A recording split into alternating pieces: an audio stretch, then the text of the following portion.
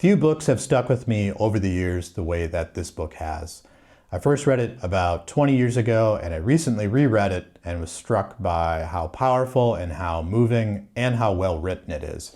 That is this book, The Heart is a Lonely Hunter by Carson McCullers, a book that doesn't get much attention today, but I think really deserves a lot more attention and really deserves a read from everyone. So the story starts with two deaf-mute men. We have John Singer and Spiros Anatopoulos, and they're living and working in a small mill town in the southern U.S.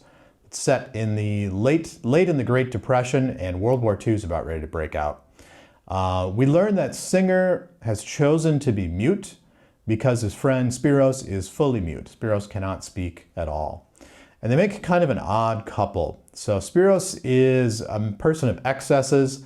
He eats too much, he drinks too much, he's very lusty, he's a bit weird, he kind of just does whatever he wants. He doesn't really think about, the consequences. He's a very irresponsible person. Whereas Singer is very different from him. Singer is kind of the picture of self-restraint and self-control. He's very responsible, and he kind of takes care of Spiros. Unfortunately, Spiros becomes mentally ill. Maybe from his drinking. He does drink really, really excessively, really heavily. But he kind of starts to go crazy and lose his mind a little bit. He's a bit cracked. And he ends up being institutionalized, which is really difficult for Singer because they kind of only had each other. And Singer, without him, is just kind of lost. So from here, the other characters kind of come into play. I mean, they've been introduced, but now they really come into play. And they create this kind of strange orbit around Singer, and they keep kind of sharing and divulging all of their dreams. So we have Mick Kelly, who's a teenage girl, and she has these dreams of being a concert pianist. Then we have Jake Blount. He's a bit of a drifter or a wanderer. He kind of drifts into town. He's an alcoholic, and he's very passionate about labor rights. He wants to organize a union. He gives these very impassioned speeches about it, but he never really does anything. Then we have Biff Brannon, who's the owner of the diner in town. And it's a very small town, and the diner is kind of a central gathering place. So he knows everyone in town. He's very, gives everyone lends his ear to everyone, listens to everyone's stories. And he talks a lot about American democracy. And I use the air quotes there. He's very concerned about the oncoming war as well. And then finally, we have Dr. Copeland. He's an African-American doctor, and he loves his family very much. He's very concerned about equal rights. He wants to really work hard for social justice for the African-American community.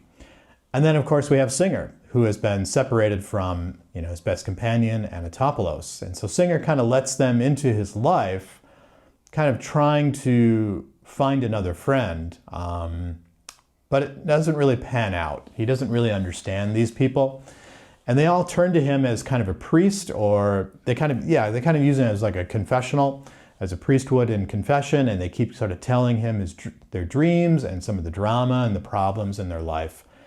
And there's kind of a bitter tragedy or kind of an irony to that, in that Singer is deaf and chooses to be mute. So he doesn't ever really engage with people when they share all these stories and dreams and problems with him. He's just kind of a sounding board for them to share all of this stuff.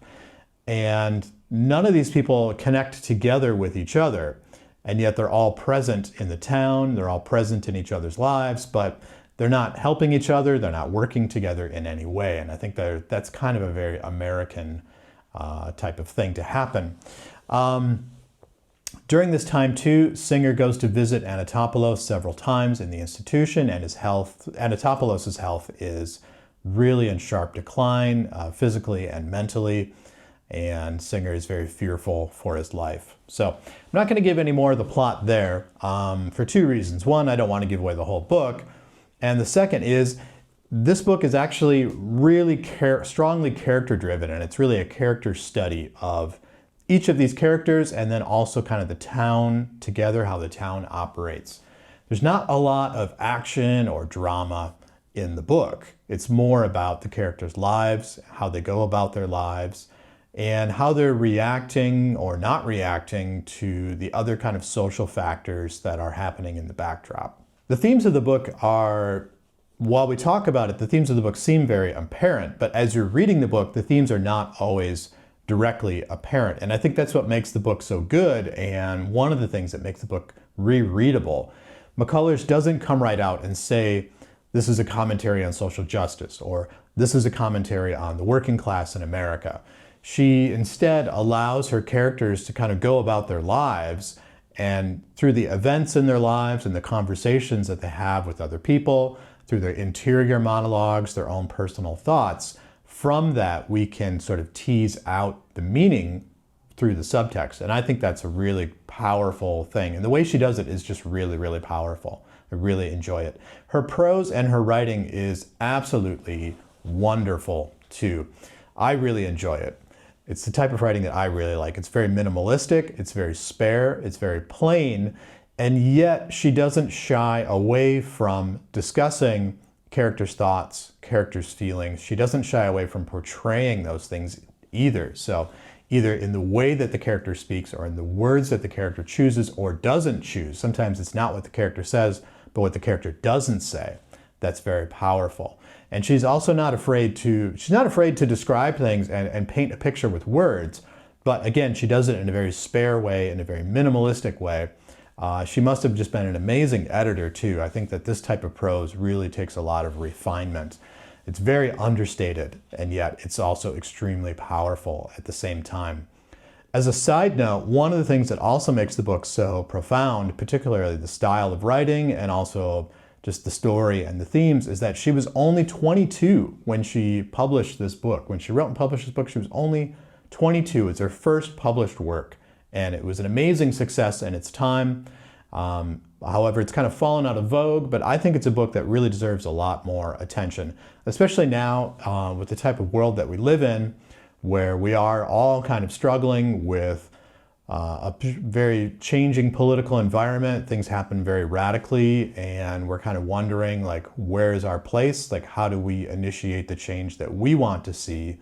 How can we change things without completely, disrupting and turning everything upside down? Also, too, with a lot of struggles of people who are working class, people who are blue collar or really struggling to get by. A book like this has a lot of lessons and things that we can learn from. So it's a very, very powerful book. So in short, I would say that with spare and haunting prose, Carson McCullers shows us the loneliness that is really at the heart of the American dream. It's a very powerful book, and it's one that really deserves a lot more attention. So if you've read this book and you have some thoughts on it, please leave a comment below. If you know of other books that sound similar or that are similar that you could suggest, please share some suggestions also in the comments. I would love to hear them. My name is Carl, and this has been Please Read Your Book.